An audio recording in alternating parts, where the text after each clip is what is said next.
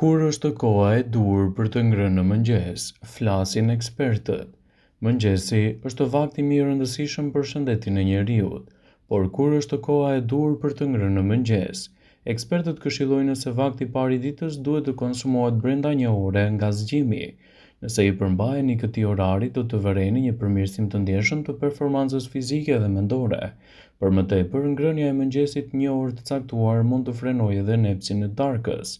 Darka ka tendencën të shëndosh njerëzit sepse në mbrëmje njeriu e kap të pamundur të djegë kalorik. Nga ana tjetër, nëse nuk dilni nga shtëpia pa ngrënë, risku i diabetit do të ulet ndjeshëm. Ekspertët këshillojnë që mëngjesin ta konsumoni të paktën një orë sapo të zgjoheni brenda këtij orari do të merrni përfitime të duhura. Nëse evitoni mëngjesin dhe nëse nuk e konsumoni atë, përgatituni që të merrni edhe efektet negative në shëndetin tuaj. Mëngjesi është shumë i rëndësishëm për çdo aktivitet të trupit, ndaj mos e neglizhoni.